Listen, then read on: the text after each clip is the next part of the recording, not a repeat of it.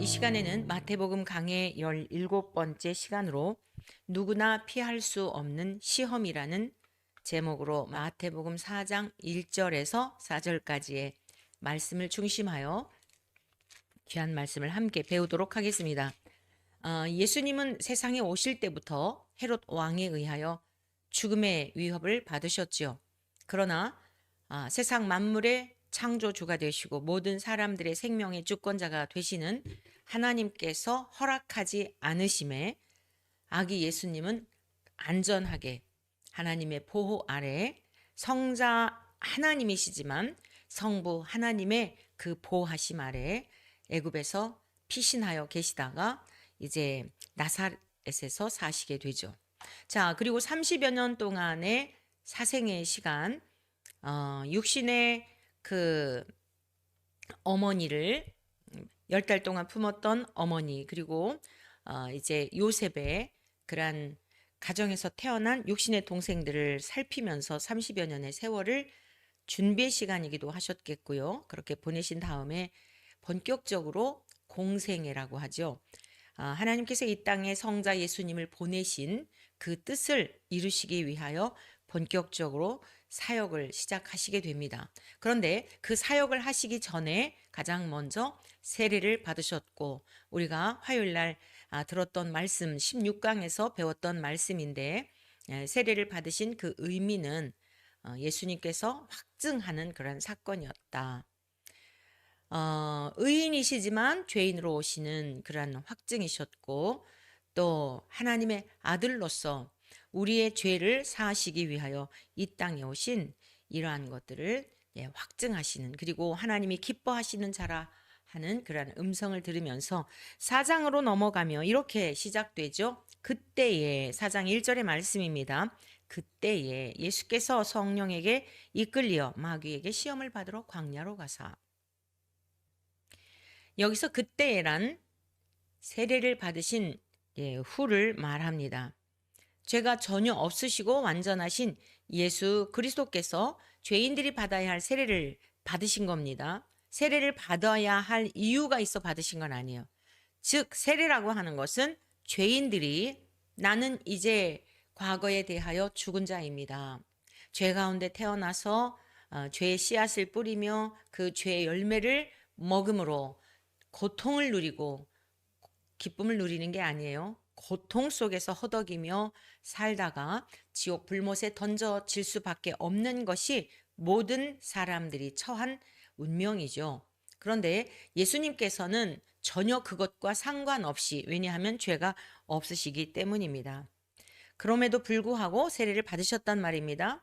세례를 받으신 후에 성령에게 이끌리어, 여기 보면 성령에게 이끌리어 이렇게 기록하고 있는데, 이것은 자칫 예수님과, 그러니까 성자 예수님과 성령 하나님, 성자 하나님과 성령 하나님을 별개의 모습처럼 우리가 이렇게 이 문맥 자체를 보면 그렇게 오해할 수가 있습니다. 성령에게 이끌리어라고 하니까 예수님 따로 성령님 따로 개체, 마치 성령님은 어떤 보이지는 않는다 하더라도 예수님과 동떨어진 존재이지만 그 예수님을 이끌어 가신, 이렇게 우리가 자칫 오해할 수 있는데, 성부와 성자와 성령 삼위일체이십니다. 한 분이십니다.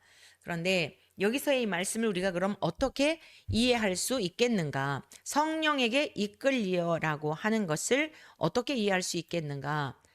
이 부분에 대한 것을 잠시 말씀드려 본다면, 이것은 온전한 연합을 의미합니다. 그러니까 내적으로 항상 하나님의 영, 그리스도의 영, 성령 한 분이신데, 우리 예수님, 육체를 입고 오신 예수님과 인격적으로 온전한 연합을 이루고 계셨던 거죠. 그러니까 이것은 내적인 거예요. 성령님이 이렇게 보여지고 이런 존재가 아니란 말입니다. 하나님도 마찬가지, 성부 하나님도 영이시기 때문에 보이시는, 눈에 보이시는 이러한 분이 아니에요. 다만 육체를 입고 이 땅에 오셨던 우리 주 예수 그리스도를 통해서는 하나님이 어떤 분인지 육체를 입고 있는 우리들에게 그 모든 능력과 권세와 영광과 하나님의 성품, 본질이 무엇인가 이러한 것들을 다 드러내셨죠.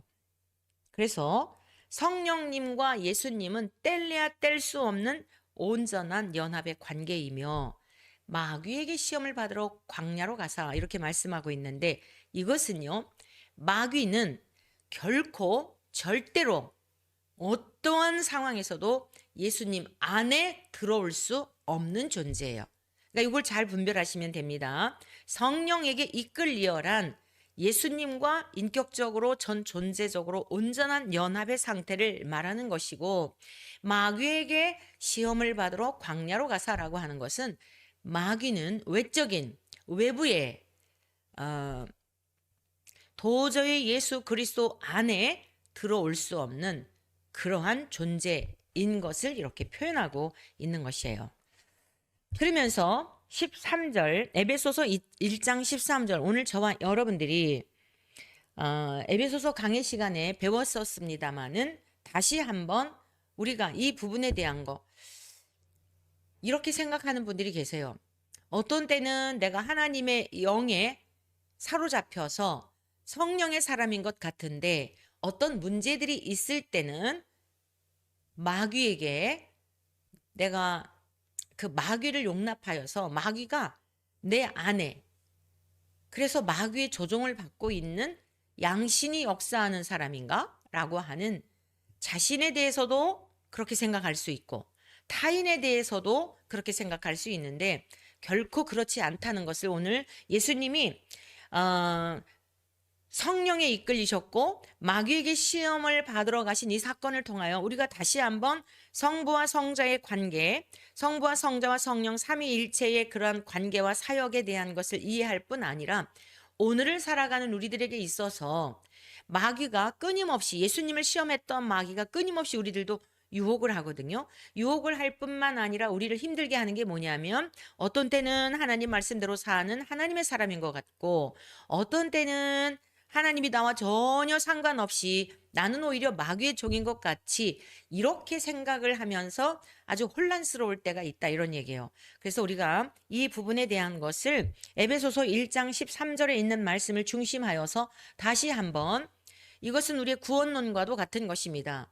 한 번 구원은 영원한 구원이다 라고 하는 것이 성경 전체적인 하나님의 말씀을 통해서 우리에게 가르쳐주고 계신 부분인데 히브리서에서 너희가 한 번 비침을 받았다 하면서도 타락하면 다시 회개할 수 없다. 이 말씀을 가지고 한 번 구원은 영원한 구원이 아니다 라고 하는 이러한 입장들도 있습니다만 전체적인 여러 부분들에 대한 말씀들 그리고 명확하게 진정한 교회가 어떠한 교회인가 라고 하는 교회론에 관한 에베소서의 말씀을 보면 우리가 좀 더 명확하게 구원론에 대하여 그리고 예수님이 성령에게 이끌리셨다라고 하는 이런 부분들에 대한 것들을 우리가 좀 더 명확하게 알 수 있겠습니다. 그래서 에베소서 1장 13절 말씀을 중심해서 우리가 하나님의 소유가 되고 하나님께 인침받았다는 것, 성령의 사람이 어떤 의미가 있는 것인가 두루두루 살펴보도록 하겠습니다. 자, 에베소서 1장 13절에 이렇게 말씀하고 있죠.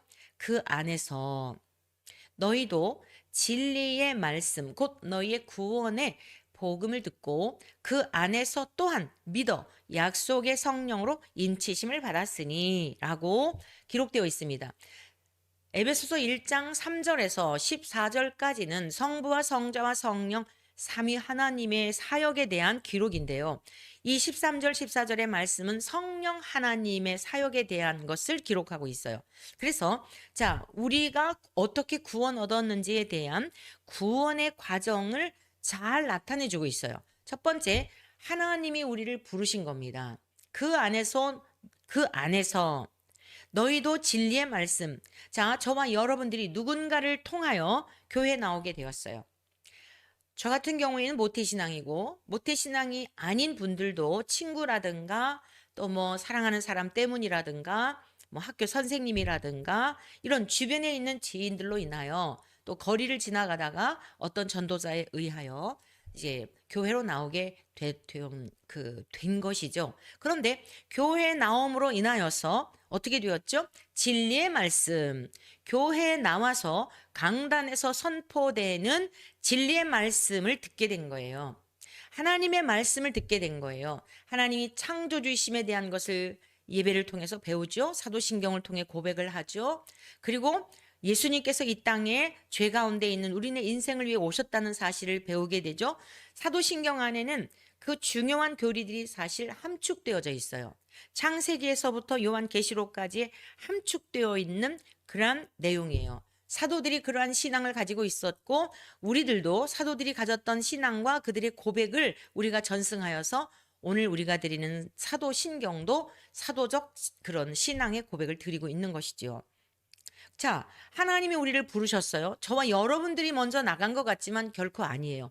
그 누군가를 도구로 쓰셔서 우리를 주님 선으로 인도해 주신 겁니다. 그래서 구원은 철저하게 하나님께 속한 거예요. 하나님의 은혜로 말미암아 구원을 받는 것이에요. 우리의 행위나 노력이나 열심이나 그런 것 때문이 아니에요. 자, 그래서 이제 교회 나와 예배를 드리게 되었고 두 번째 무엇을 하게 되었다고요? 말씀을 듣게 된 거예요. 말씀. 그 말씀의 핵심은 누구냐면 예수 그리스도예요. 창세기에서부터 요한계시록까지 성부, 성자, 성령 삼위 하나님의 사역인 것은 틀림없지만 구약의 옛 언약인 말씀을 통하여 예수 그리스도께서 동정녀 처녀의 몸으로 이 땅에 오실 거다. 그의 이름은 자기 백성을 그들의 죄에서 구원할 자다. 임마누엘이라, 예수님의 또 다른 이름이 임마누엘이라 그랬죠. 하나님 우리와 함께 하시다. 이러한 것들을 배운 거예요. 예수 그리스도, 진리의 주체이신 예수 그리스도에 대하여 배운 것입니다. 배운 것으로만 끝난 게 아니죠. 구원의 복음을 듣고, 네, 그게 들은 거예요. 듣고 그 다음에 우리가 한 것이 뭐죠? 그 안에서 또한 믿어 그랬습니다. 예수 그리스도에 관한 말씀, 창조주 하나님에 관한 말씀, 우리 인간이 전 존재적으로 어떤 존재인지에 대한 이러한 말씀들, 사람이 죽음 후에 어떻게 되는지, 천국과 지옥이 있다는 사실, 우리가 어떻게 천국에 가나, 예수 그리스도를 믿음으로 간다, 이러한 것들을 듣고 믿게 된 거예요. 예수 그리스도를 믿음으로 우리가 내 마음대로 살아왔었는데, 그동안엔 내 마음대로 내 뜻대로 살아왔었는데 이제는 예수님을 나의 주인으로 믿고 내가 예수님이 가신 그 길을 따르겠습니다 하고 이제 주님을 영접하고 하나님께로 돌아오게 될 때에 성령님이 인쳐주셨다는 거예요. 이게 지금 에베소서 1장 13절의 말씀입니다. 성령으로 인치심을 받았으니, 그러면 성령님이 우리가 하나님의 부르심을 따라서 순종하여 교회에 나와 하나님의 말씀을 듣고 회개하고 예수 그리스도를 주로 영접하고 이렇게 이런 과정 속에서 성령으로 하나님이 꽝꽝 인쳐주셔서 우리들의 이름이 그 순간 하늘나라 생명록에 기록이 된 거예요.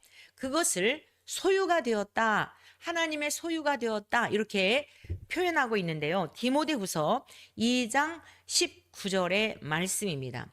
그러나 하나님의 견고한 터는 섰으니 인침이 있어 일러스되 주께서 자기 백성을 아신다 하며, 네, 주께서 자기 백성을 아신다 하며, 이제 하나님이 철저하게 택하신 자들, 성령으로 인치신 하나님의 소유가 된 그들을 아신다는 것은 그냥 많은 사람 가운데 이렇게 뭐 너 알아? 옆집에 사는 이웃 아저씨 아줌마 아는 것처럼 안다라고 하는 그런 알의 의미가 아니에요.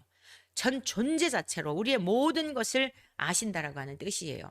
그래서 우리들을 하나님께서 주의, 여기 이렇게 기록되어 있죠. 또 주의 이름을 부르는 자마다 불의에서 떠날지어다 하였느니라.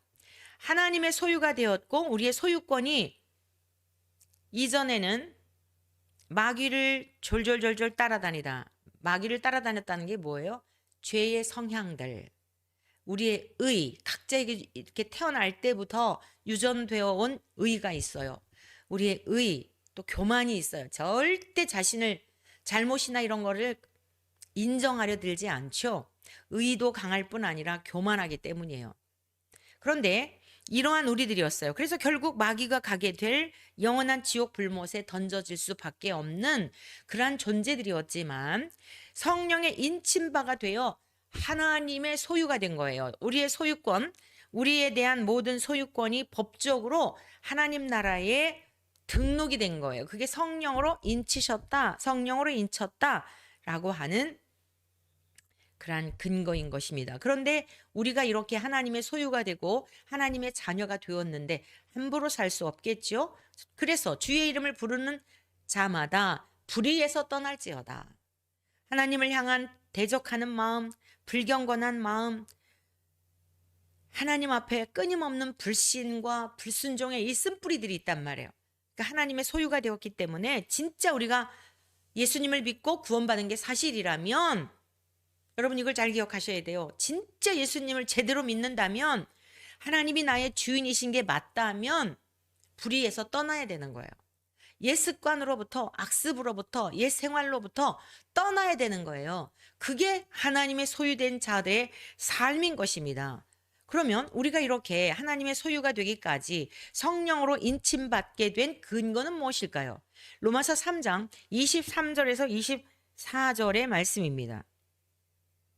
모든 사람이 죄를 범하였음에 하나님의 영광에 이르지 못하더니 첫사람 아담을 중심하여 그 이후에 태어난 모든 인생들을 다 말하는 거예요. 그게 모든 사람이 죄를 범하였음에 이렇게 기록하고 있는 것입니다.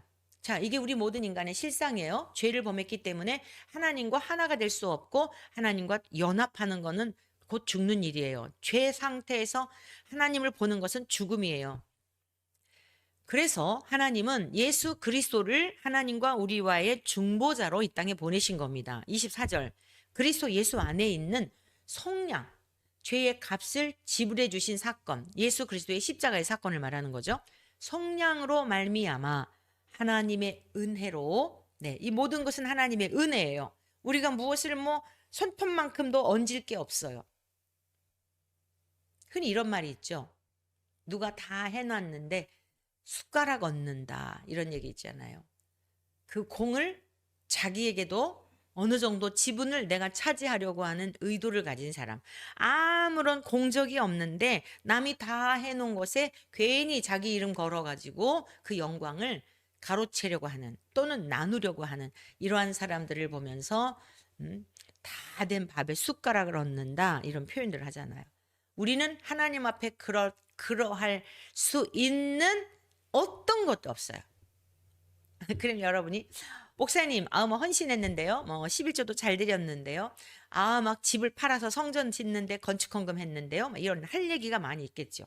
우리가 했던 이런 건 뭐예요? 우리가 했던 이건 뭐가 아니고 구원해 주신 은혜가 너무 감사해서 그러한 일을 하는 것은 각자의 믿음과 또 주신 은사와 또 분량에 따라 마땅히 할 일이지 그건 자랑거리가 아니에요. 그런 것 했다고 구원받는 게 아니라 이런 말씀이에요.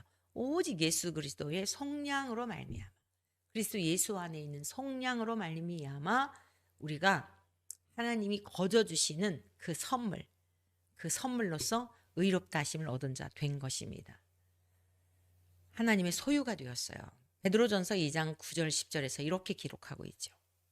그러나 너희는 택하신 족속이요 왕 같은 제사장들이요 거룩한 나라요 그의 소유가 된 백성이니. 저와 여러분들은 하나님의 소유인 것을 잊으면 안 됩니다. 왕 같은 제사장들, 거룩한 나라, 너무너무 영광스러운 거예요. 북녘 땅에 있는 동포들과 우리나라에서 태어나서 살고 있는 우리들의 삶과는 하늘 땅 차이죠. 똑같은 해 아래 살고 있고 불과 몇십 킬로 되지도 않는 거리에서 그들이 당하는 악한 자들에 의하여 당하는 그 고난이라고 하는 것은 이루 말할 수가 없어요.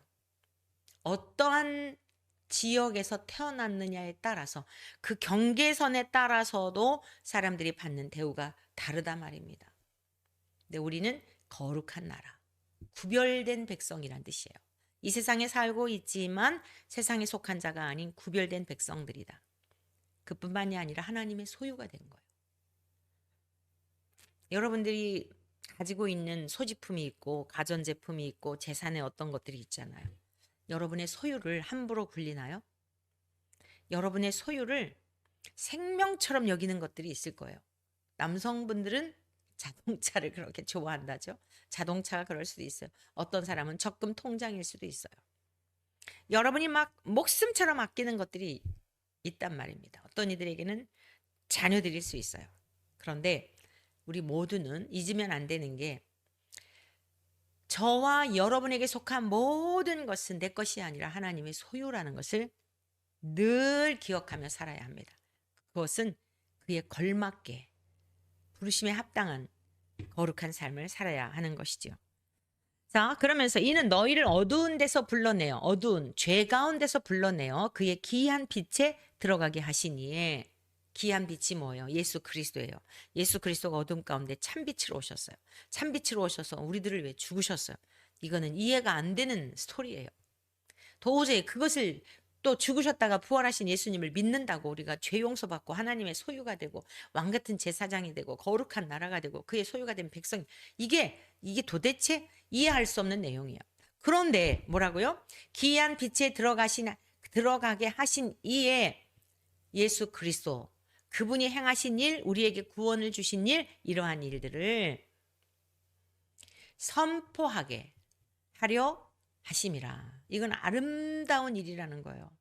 아름다운 덕, 우리를 살게 하는 생명의 말씀. 예수 그리스도는 생명의 주로서 예수님을 믿어야만 천국에 가잖아요.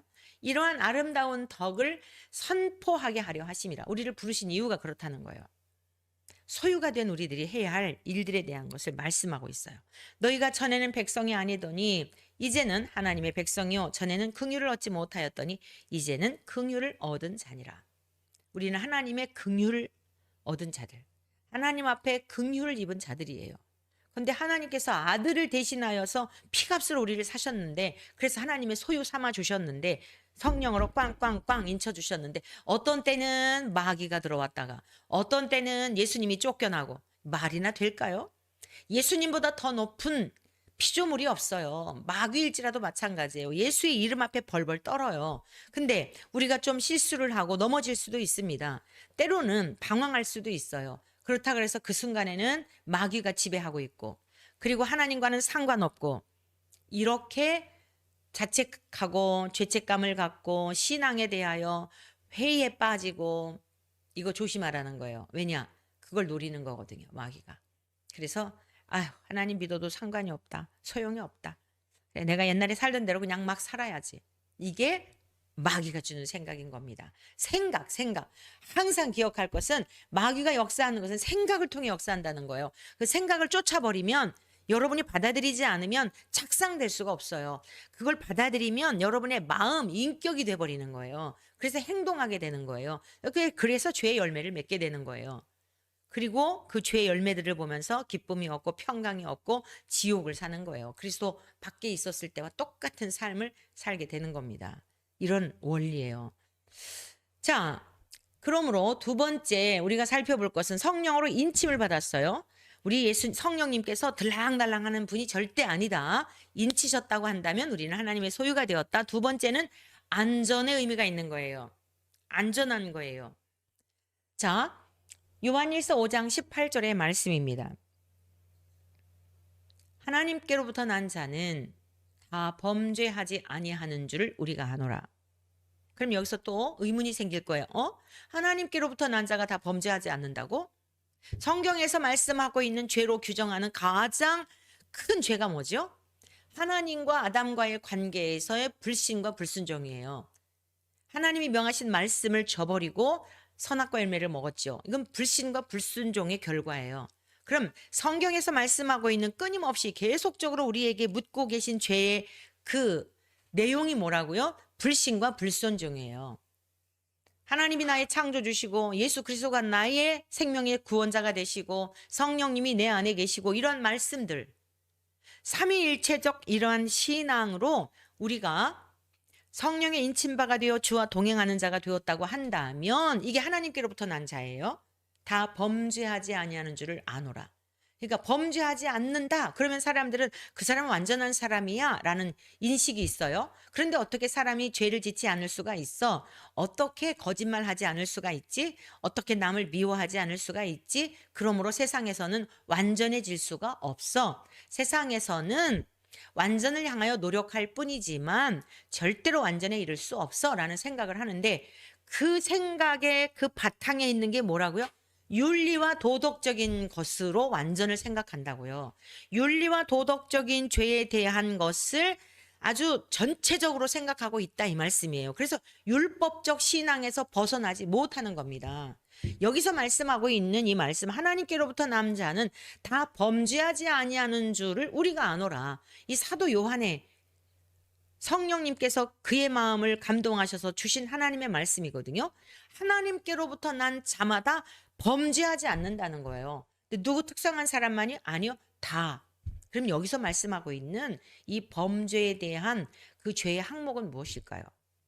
하나님을 향한 불신과 불순종, 하나님과의 관계 속에서의 불신, 이런 죄를 다시는 범하지 않는다 이 뜻입니다. 내주하시는 성령님을 통하여 우리가 죄를 지었을 때 하나님 앞에 불신앙과 불순종으로, 그것은 윤리와 도덕적인 죄까지도 다 연결이 되는 거예요. 사람들은 복음 하면서도 윤리와 도덕적인 범주를 벗어나지를 못해요. 그래서 기껏 예수님 이야기하고 성령님의 역사도 이야기하면서 사회 봉사 활동하는 거, 그것이 죄를 속하는 것으로 착각을 해요. 더 열심히 모여서 기도하는 거, 그 열심은 누구를 위한 열심인 거죠? 구원을 위한 열심인 거예요. 구원을 위한 열심으로 구원받는 게 아니라고요. 하나님의 은혜로 구원받는 거예요. 하나님이 주시는 선물이에요. 그러면 이 은혜를 하나님의 선물로 말미암아 성령의 인침받은 그 자녀들은 하나님을 향하여 그 은혜와 접붙임 바 되어 있어요. 그것 요한복음 15장 포도나무와 가지의 비유를 말씀하셨잖아요. 딱 붙어 있는 거예요. 그러니까 예수 그리스도의 은혜로 구원을 받았다라고 하는 이 믿음이 있는 사람은 하나님을 향하여 더 이상 불신할 수가 없는 거예요. 죄를 발견하죠. 우리가 죄를 지어요. 죽을 때까지. 미워하고 정죄하고 참소하고 그냥 하여간 사람 만나기만 하면 죄를 짓더라고요. 안 만나도 죄를 지어요. 안 만나도. 요즘 그냥 아주 이 정치인 중에 제가 아주 그냥 얄미워 하는 사람이 있어요. 아주 젊은 사람. 보기만 하면은 아주 그냥 죄를 막 지어요. 아우 제발 이 사람 언제 얼굴을 안 볼까? 이제 30대 40도 안 된 사람이 당대표하고 나더니 하늘을 뚫는 교만함으로 아주 하는 행동을 보게 되면 와, 이 사람이 나중에 이 야망을 가지고 정치적인 권력과 야망을 가지고 나중에 이 사람이 뭐 하고 그러면 나라가 어떻게 될까? 얼마나 교만한지 아주 그냥 기사만 봐도 이 마음에 막 이게 막 그래서 주여 제발 이 사람 얼굴 좀 안 보게 해주세요. 그러고 그러는데 뒤이어서 뭐라 그래요? 주여 선한 게 하나도 없습니다. 뉴스 보면서 뭐 뉴스는 이제 요즘 거의 TV를 안 보니까 근데 대부분 인터넷 뉴스를 보잖아요. 아, 그 얼굴만 나와도 그냥 아주 사진만 봐도 막 아주 너무너무 마음에 그런 수없이 살인죄를 저지르고 있어요. 그래서 이제 집에 돌아와서 또는 집에 같이 있는 정 목사님이 진짜 선한 게 하나도 없다. 아이고 정말 오늘도 또 죄졌다. 누구를 미워했다. 이래요. 근데 어떻게 우리가 범죄하지 않습니까? 근데 성경에 말씀하는 이 범죄는 그런 누구를 미워했다, 뭐 했다. 이 죄, 이것도 살인죄예요. 그런데 어떻다고요? 빨리 주님께로 돌아온다고요. 주님 용서해 주세요. 아직도 제가 의가 살아 있어서 판단의 기준이 저에게 있어서 오늘도 또 죄를 지었네요. 여러분들에게 공개적으로 지금 제가 고백하잖아요. 의로운 게 하나도 없다니까요. 선한 게 하나도 없어요. 사람 기대할 거 아무것도 없습니다. 그 증거되는 말씀만 믿으세요. 사람 기대할 게 없어요. 말씀을 전하는 저 자신도 그 말씀 앞에 순복하고 말씀대로 쳐서 날마다 죽이려고 조금 더 왜냐하면 제가 하는 직무가 이거니까요. 조금 더 좀 선한 게 있다면 조금 더 하나님 앞에 더 많이 회개하는 것 그 차이밖에 없어요. 선한 게 진짜 없습니다. 그러면서 뒷부분에 보세요. 하나님께로부터 나신 자가 그를 지키심에 그랬잖아요. 우리가 의로워서 범죄하지 않는 게 아니라 하나님께로부터 나신 자가 그를 지키심에 예수님께서 보혈을 흘려주셔서 마치 이스라엘 백성들이 출애굽할 때에 문설주와 임방의 어린 양의 피를 바른 집마다 그 죽음의 재앙이 떠나갔던 것처럼 예수님의 보혈이 우리를 깨끗게 하시고 하나님 앞에 증표가 되게 하셔서 우리가 의로워서 하나님을 의롭다 하시는 게 아니라 성자 예수님 때문에 하나님이 봐주시고 죄 없다 이렇게 해주시는 거예요. 그러니까 마귀도 하나님이 용서해 주셨는데 어떻게 손을 대요? 악한 자가 그를 만지지도 못하느니라. 여러분이 말씀을 붙드시기를 바랍니다. 마귀가 자꾸 여러분들을 이렇게 휘두르고 회방하는 이유가 뭐냐면 계속 그 부분에서 걸려 넘어지기 때문이에요. 피아노를 배울 때 항상 잘못 누르는 부위에 가면 꼭 거기에서 이상한 소리 나거든요. 그러면 어떻게 가르치냐면 처음부터 다시 돌아가서 배우는 게 아니라 그 부분에 대한 것을 계속 집중적으로 훈련하는 거예요. 앞에 잘 치는 것과 같을 정도의 수준으로 계속 집중적으로 훈련하는 거예요. 그러면 나중에 자연스럽게 그 부분이 치유가 돼요. 우리 모두에게 연약한 부분이 있습니다. 여러분들이 신앙생활 하면서 딱 걸려 넘어져서 우울감이 오는 어떤 정점이 있어요. 그게 여러분들이 넘어야 할 산이에요. 여러분들이 신앙생활 하면서 하나님을 경외하고 열심히 특심인 것처럼 보이는데 어떤 딱 문제만 직면하게 되면 와르르 무너지는 게 있어요. 다 싫은 거 있죠. 아, 진짜 내 마음대로 살아보고 싶다라고 하는 어떤 그런 게 있어요. 그게 여러분들이 반드시 넘어야 할 산이고 그게 치유받아야 할 여러분들의 깊은 어떤 그 굴곡이에요. 그것을 하나님의 성령으로 하나님의 말씀으로 패여 있는 그 부분을 메우지 않으면 계속 그 함정에 빠지는 겁니다. 그런데 우리 힘으로 이긴다고요? 하나님께로부터 나신 자가 예수님이 성령님을 통하여 진리의 말씀을 통하여 붙들고 계세요. 곁길로 갔다가도 갈 수 없도록 막으시고 하나님께서 반드시 구해내세요. 어떤 사람이요? 성령으로 인침받은 자. 그러니까 여러분들이 이러한 일들을 일상에서 경험할 때에 정말 주의 성령님이 내 안에 계신가 이것을 살피는 게 중요해요. 하나님의 신에 사로잡혀 내가 지금 살아가고 있는가? 내 열심으로 살아가려고 달려가고 있는 것은 아닌가? 내 열심으로 달려가는 건 반드시 한계가 있고 부딪히게 되어 있고 부서지게 돼 있어요. 그건 어느 시점에서든지 반드시 하나님이 부서뜨리고 다시 반석이신 그리스도의 터 위에 세우도록 하나님은 그렇게 하나님의 백성들이 그걸 고난이라고 그러죠. 고난을 통해서라도 다시 세워가시는 거예요. 그래서 하나님의 소유가 된 자들은 어떤 상황에서도 안전의 의미가 있는데 근원적으로 흔들리고 근원적으로 반복해서 자꾸만 이럴 때 내가 정말 성령의 사람인가 성령의 인침을 받은 하나님의 백성인가에 대한 그러한 하나님 앞에 대면하여 그 문제에 대한 것을 보게 될 때에 주의 성령님이 내 안에 계시다 그러면 걱정할 게 없어요. 붙들고 계시고 끝날까지 유효기간이 있는데 이 세상의 모든 건 유효기간이 있잖아요. 그 유효기간은 영원해요. 에베소서 4장 30절 말씀입니다.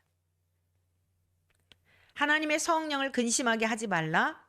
그 안에서 너희가 구원의 날까지 인치심을 받았느니라. 유효기간이 없어요. 우리 주님께서 우리를 꽝꽝꽝 했습니다. 내 거예요. 우리는 계약기간 있잖아요. 전세계약, 뭐 월세계약, 2년, 뭐 4년, 뭐 얼마 이런 거 있잖아요. 우리 하나님께서 아들을 통하여 우리를 위해 피의 값으로 속량해 주시고 우리를 사셨단 말이에요. 죄 가운데서 우리를 구속해 주셨어요. 그리고 성령의 인침표, 우리 이름이 하늘나라에 등재되어 있어요. 근데 그 유효기간이 없어요. 계약기간 만료 이런 거 없어요.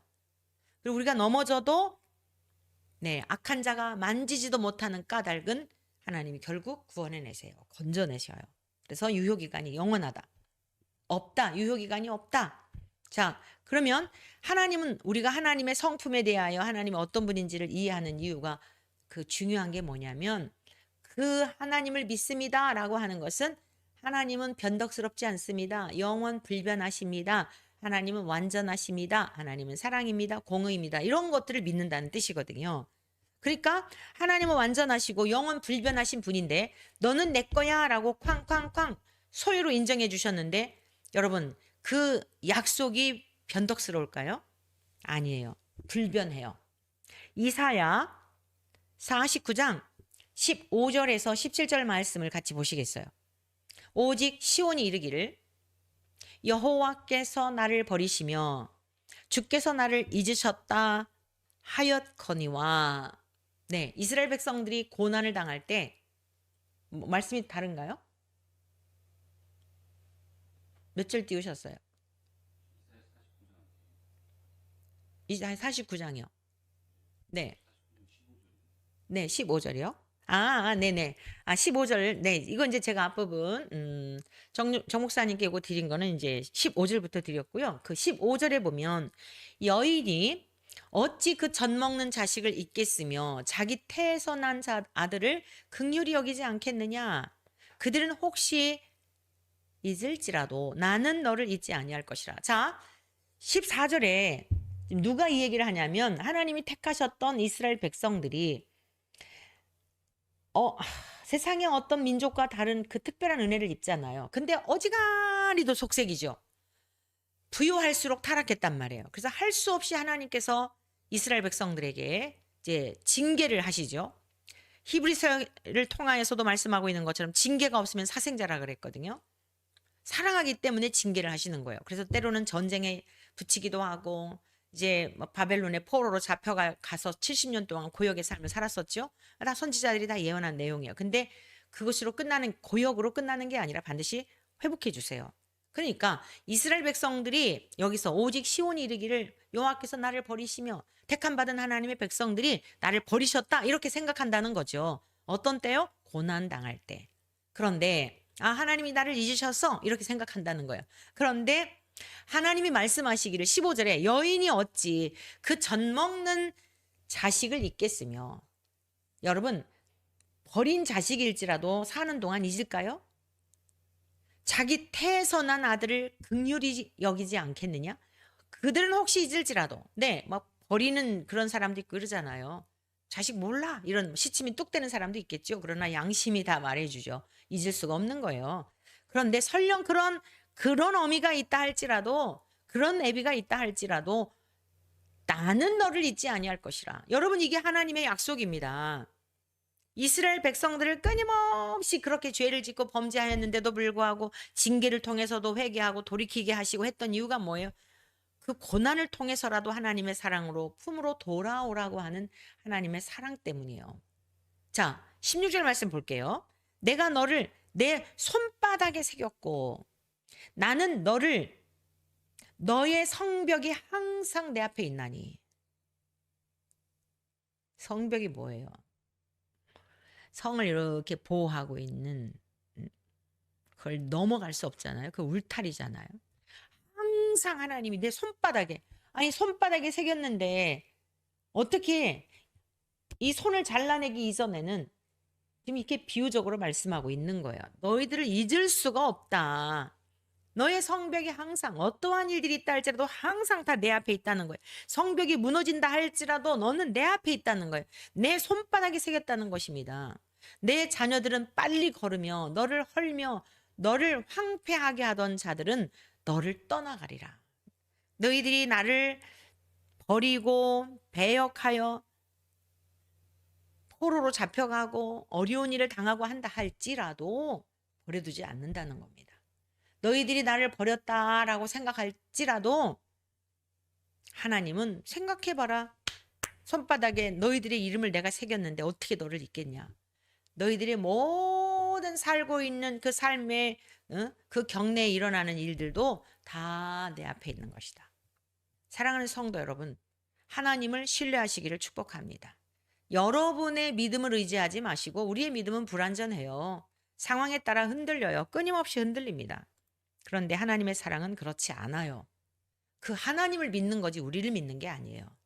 우리의 열심도 의지할 수 있는 게 아니에요. 막 열심 내다가 조금만 뭐 하면은 뭐 기도하는 것도 하고 싶지 않고 봉사하는 것도 하고 싶지 않고 그뿐인가요? 주일날 예배 드리러 가는 것도 하기 싫잖아요. 그게 우리들이에요. 근데 무슨 우리의 믿음 신뢰할 만하지 못해요. 하나님이 공급해 주시는 믿음으로 하나님이 이끌어 가시는 은혜로 천국에까지 가는 것이죠. 히브리서 6장 17절 18절의 말씀 가지 보실까요? 하나님은 약속을 기업으로 받는 자들에게 그 뜻이 변하지 아니함을 충분히 나타내시려고 그 일을 맹세로 보증하셨나니. 뭐라고요? 하나님은 약속을 기업으로 받는 자들에게, 저와 여러분들이 하나님의 약속을 믿고 있잖아요. 성경을 믿는다는 게 뭐예요? 하나님이 언약하신 내용을 우리가 가감하지 않고 그대로 믿습니다라고 하는 그 뜻 아니겠어요? 기준이 성경이란 말이에요. 그러니까 하나님의 약속을 기업으로 받는 자들에게 하나님은 그 뜻이 변하지 않는다. 충분히 나타내시려고 그 일을 맹세로 보증하셨다. 18절, 이는 하나님이 거짓말을 하실 수 없는 이 두 가지 변하지 못할 사실로 말미암아 앞에 있는 소망을 얻으려고 피난처를 찾은 우리에게 큰 안위를 받게 하려 하심이라. 하나님은 거짓말 하실 수 없어요. 그래서 하나님은 약속을 하셨는데, 맹세를 하셨는데, 맹세라고 하는 것은 자기보다 힘이 더 센 자에게 하잖아요. 근데 우리 하나님은 하나님보다 높은 신이 없기 때문에 하나님이 하나님 자신을 향하여 맹세하시고 보증하신 거예요.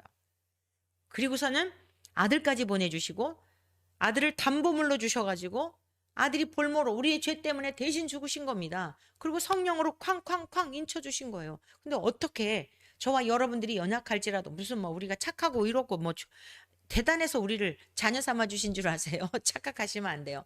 아유, 그래도 나는 어렸을 때부터 착하다는 얘기를 많이 들었거든요. 그래서 내가 보더라도 좀 착해요. 다른 사람들에 비해 가지고 좀 착한 것 같아요. 그래서 나를 구원하신 것 같아요. 그러면요, 여러분이 그런 마음 갖잖아요. 그러면 어떤 일이 일어나냐면, 너 진짜 착하니?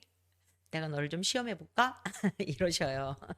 그래서 속에 있는 쓴뿌리와 속에 있는 악취나는 것들을 다 드러내야 하는 그런 수모를 당하게 돼요. 그러니까 속히 깨갱 하시는 게 좋아요. 하나님, 진짜 선한 게 없어요.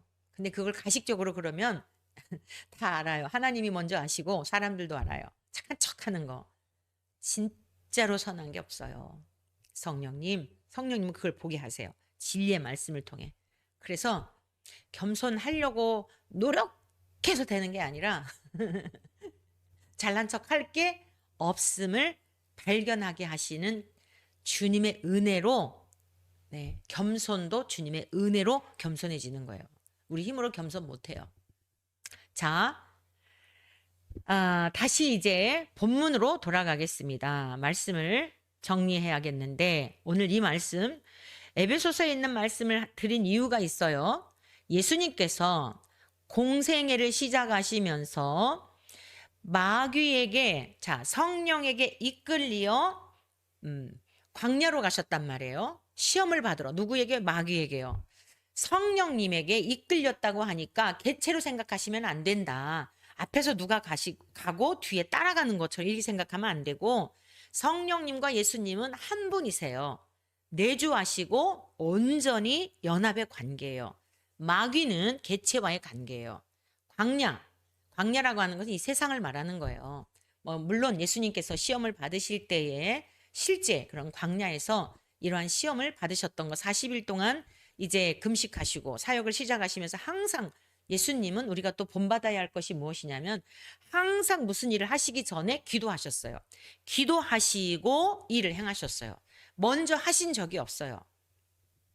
자, 그래서 40일 동안 굶주리셨을 때에 이렇게 광야에서 마귀에게 시험을 받으셨는데, 그러면 예수님이 성령님과 연합의 관계가 아니라고 한다면 많은 문제가 있어요. 근데 그 문제를 뭐 일부러 맞추려고 그러는 게 아니고요. 삼위일체적 신앙이라는 것, 삼위일체라는 게 뭐냐면 성부와 성자와 성령 삼위 하나님은 항상 유기체적으로 일하셨고 마귀는 예수님 안에 들어올 수 없다. 그것과 같이 그 성부와 성자와 성령 삼위 하나님을 믿는 우리들도 예수님을 믿음으로 말미암아 우리가 진리의 말씀을 듣고 믿어 하나님께서 성령으로 인치셨다고 한다면 마귀도 우리도 마귀가 우리 안에 들락날락 하면서 우리를 좌지우지할 수 없다. 이것을 말씀드리기 위하여 에베소서에 있는 말씀을 다시 한번 성령의 인침의 그 뜻이 무엇인지를 전해드린 거예요. 그리고 하나님께서 구약에도 그렇게 배도하고 우상을 숭배하고 하나님을 괴롭게 했던 이스라엘 백성들 얼마든지 포기하고 다른 민족을 다시 택하셔도 되는데, 여인이 자기의 젖먹은 아이를 잊지 못하듯이, 잊을 수 없듯이 설령 잊는다 하더라도 나는 너희를 잊지 않는다. 그래서 우리가 성령의 인침을 받은 백성이라고 한다면 결코 아무리 넘어져도, 우리가 연약해도 다시 하나님이 이렇게 세우시고 저 영원한 나라까지 이끌어 가신다. 그런데 넘어지고 다시 일어나지 못하는 경우, 영원히 떠나가는 경우는 하나님을 잘 믿었다 하더라도, 설령 목사가 되었다 하더라도 인침을 받은 자인지, 즉 정말 거듭난 자인지, 거듭난 것처럼 착각하고 있었던 것인지, 인쳤다는 게 뭐냐면 사실 다시 거듭났다는 뜻이에요. 하나님의 자녀로 거듭나서 우리의 육신의 호적이 아니라 하나님 나라의 호적에 올랐다는 뜻이거든요. 그 근원적인 것에 나를 보아야 되는 거예요. 정말 내가 회개하고 거듭난 자인가? 성령님이 주인이 되어 내 안에서 주님이 가신 길을 따르도록 인도함을 받고 있는가? 아니면 내 열심으로 내가 하고 있는가? 이러한 것들을 살펴야 하는 것입니다. 자, 히브리서 마태복음으로 단제 가보겠습니다. 4장 2절 3절입니다. 40일을 밤낮으로 금식하신 후에 줄이신지라 시험하는 자가 예수께 나와서 이르되 내가 만일 하나님의 아들이거든 명하여 이 돌들로 떡덩이가 되게 하라. 마귀가 이렇게 유혹을 했죠. 네가 진짜 하나님의 아들이냐? 그렇다면 이 돌들을 명하여서 떡이 돼서 먹어봐. 이런 유혹이에요. 진짜 힘든 거예요. 예수님 입장에서 이거 굉장히 힘든 거예요. 왜 힘드냐? 돌들을 명하여서 떡덩이가 되게 하는 게 이건 식은죽 먹기거든요. 아무것도 아니에요. 할 수 있는데 이걸 안 하게 되는 게 이게 힘든 거예요. 얼마든지 능력을 보여줄 수 있는데 피조물로 오셨기 때문에, 사람의 아들의 모습으로 오셨기 때문에, 피조물은 아니에요. 예수님이 창조된 게 아니에요. 피조물의 모습으로 오셨기 때문에 본질은 하나님과 똑같은데 그 하나님의 능력과 권세를 가지고 하실 수 있음에도 불구하고 그것을 하시지 않는 성령의 마지막 열매가 뭐라고요? 절제예요. 그 힘이 진짜 힘인 거예요. 할 수 있음에도 안 하는 거. 우리가 훈련받는 게 뭐죠? 우리가 할 수 있음에도 할 수 없어서 못하는 거하고 할 수 있음에도 안 하는 거는 많은 차이가 있죠. 모든 사람들이 받는 시험은 바로 물질에 관한 이 시험이에요. 예수님도 가장 먼저 이 시험을 받으셨어요. 우리들만 받는 시험이 아니에요. 신앙생활 하면서 성도들이 받는 시험 가운데 가장 첫 번째 직면하는 게 물질에 관한 거예요. 11조 때문에 걸려 넘어지고, 어떤 이들은 주일날 헌금하는 거, 그거 옛날에 오래전 이야기예요. 1,000원 헌금하는 게 아까워서 교회 못 간대요. 실제로 그런 얘기를 들은 적이 있어요. 다른 교회 교인인데 왜 그분이 신앙생활 안 합니까? 교회를 다녔었는데 안 다닌대요. 왜 그러냐 그랬더니 그 주일날 가서 헌금하는 게 아깝대요. 그리고 헌금을 못 드릴 만큼 가난하냐? 그렇진 않아요. 마음에 하나님에 대한 관계가 형성이 되지 않았기 때문이죠. 그것이 이제 작은 것일지라도 아깝게 생각이 되는 거예요. 자, 그러면 이 물질의 문제는 모든 사람이 받는 시험입니다. 오늘 주제, 제목에 대한 말씀인데 마무리 짓겠어요. 모든 사람이 받는 시험은 물질이에요. 가장 먼저. 신앙생활도 예외가 없어요. 아니, 예수님도 가장 먼저 이 시험을 받았는데 우리가 예외가 있겠습니까? 그러면 예수님은 어떻게 이 시험을 이기셨는가? 4절 말씀입니다. 예수께서 대답하여 이르시되 기록되었으되 사람이 떡으로만 살 것이 아니요 하나님의 입으로부터 나오는 모든 말씀으로 살 것이라 하였느니라. 네, 마치 이 물질에 관한 시험은 통과 의례와 같아요. 우리가 이렇게 자라면서 감기도 걸리고 뭐 홍역도 치르고 막 이러잖아요. 다 이렇게 모든 인생이 그런 과정을 겪어가잖아요. 이 물질에 관한 시험도 하나님을 섬김에 있어서, 신앙생활함에 있어서 천국을 향해 가는 이 여정 가운데 가장 먼저 받는 시험이에요. 누구나 경험하는 거예요. 여러분들만 경험하는 게 아니에요. 근데 끊임없이 시험해요. 이스라엘 백성들 광야에서 40년 동안 이 시험에 결국 걸려 넘어졌잖아요. 원망하고 불평하고 날마다 먹이시고 입히시는 하나님을 신뢰하지 못하고. 우리 주님도 이것을 경험하셨다. 통과하셨다. 승리하셨다. 사실 우리 모든 사람은요, 우리 주님께서 상종할 가치도 없는 존재들이에요. 아니, 특별히 마귀가 더더욱 그래요. 예수님은 마귀를 상종할 가치도 없어요. 그럼에도 불구하고 죄악 덩어리인 우리들을 위하여 그런 수모도 당하시고 십자가에서만 수모 당하신 게 아니에요. 이게 말도 안 되는 이 마귀, 이 사탄에게 이러한 것들을 다 견뎌내시면서 딱 목적 하나, 우리를 구원하시기 위한. 하나님 아버지가 우리를 사랑하셔서 성자 예수님을 보내셨기 때문에 어떠한 일들도 참아내신 겁니다. 인내하신 거예요. 그런데 인내에 그 힘이 어디 있었느냐? 말씀에 있었어요. 저와 여러분들도 넉넉히 이길 수 있음을 보여주신 거예요. 그러므로 예수님께서 승리하신 이 비법을 우리가 알아야 돼요. 말씀으로 이기셨어요. 기록되었으되, 성경 기록 말씀, 신명기에 있는 말씀을 인용하셔서 사람이 떡으로만 살 것이 아니다. 하나님의 입으로부터 나오는 말씀으로 산다라고 말씀으로 이기신 겁니다. 말씀이 능력입니다. 에베소서 6장에서 말씀했죠. 하나님의 검. 우리가 싸우는 건 혈과 육에 관한 게 아니라 통치자들과 권세자들과 어둠의 세상 주관자들, 하늘에 있는 악의 영들을 상대함이라. 그 악의 영들을 물리치는 게 뭐라고요? 말씀이에요. 말씀 앞에 꼼짝 못하는 거예요. 우리 모두 말씀의 검으로, 날선 하나님의 말씀의 검으로, 물질의 유혹이든 또 내일 아침에 배우게 될 또 다른 유혹이 있습니다. 여러 가지 유혹이 천국 갈 때까지 있어요. 이러한 유혹을 하나님의 말씀의 검으로 넉넉히 물리침으로 승리의 계가를 부르고 다른 이들의 영혼도 구원하고 저와 여러분들의 영혼도 넉넉히 하나님 아버지의 나라에까지 이룰 수 있기를 축복합니다.